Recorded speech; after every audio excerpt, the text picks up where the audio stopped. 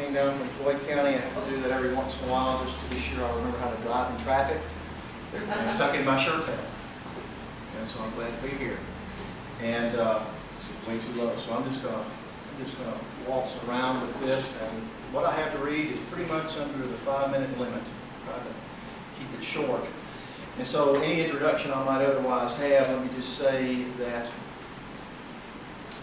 my thinking is that we gain a rootedness to place and in a sense gain homeland security in part by coming to know the cycles of nature just beyond our windows and viewing as neighbors and kin the communities of fellow creatures that we live with. My background is as a biologist, and so I think that will come out in this piece called Insect Epistemology.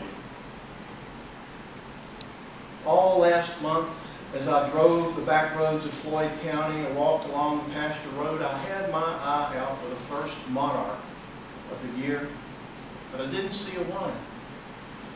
Now it's October, and I was about to think that this would be my first year in my adult life not to see them pass down the long ridges of the southern Appalachians in autumn. Monarchs have been under some pressure throughout their range and are in danger as a species.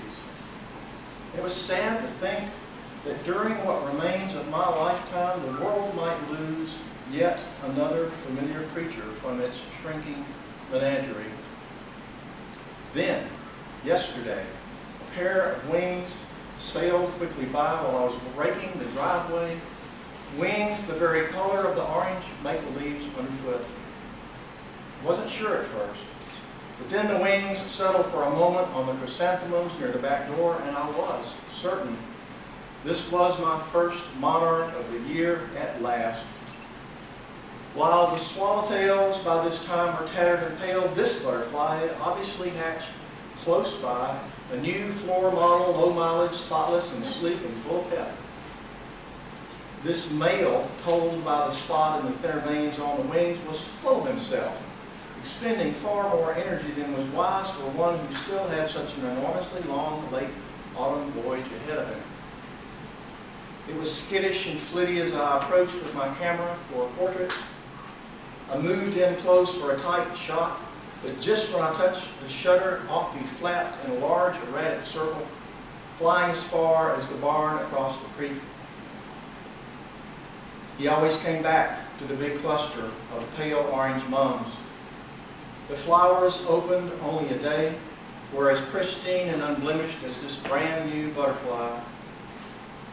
I confess I had never really noted the very different pattern of flight that the monarch displays compared to the spice bush swallowtails and fritillaries that have been so common all summer long. The monarch pattern is a very definite flat flap glide. And this passive gliding makes sense when I consider that a butterfly born on the East Coast is destined to winter more than 2,000 miles to the southwest. If the monarch did not know how to glide on the supportive and propulsive air, it would never be capable of its winter vacation and death in central Mexico each year. If it could not glide, it would not be able to rise in the thermals and coast effortlessly for miles, heading south and west.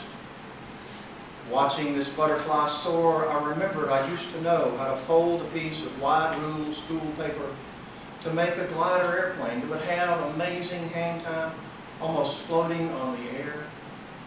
It is that bit of aerodynamics that the monarch knows. Like an eagle, no heavier than a feather, it knows how to adjust its wings and modify its flight path to air currents over vast distances with little effort, gliding and soaring on the thermals. Like a warbler, the monarch knows how to orient to the invisible pull of unknown energies or to landmarks in the sky or on or under the earth. It knows how to migrate over unfamiliar thousands of miles to a place it's never been before. Monarchs know how to feed on sticky sap of milkweed that makes them unsavory food for would-be predators, ensuring that at least a few will survive long enough to sail away to the west to take a long nap with hundreds of thousands of their kind. All of this they somehow know. What they know about buoyancy and loft, about milkweed toxins, about the geography of the continent, is hardwired, ordained, immutable, and the same from one butterfly to its offspring. Truth, unchanging through an infinite procession of 1,000 generations. A monarch, with its tiny speck of brain, simply knows that it knows what it knows. These orange and black wisps of will know where they're going and how to get there, born with heaven in their wiring and in their wings. Thank you.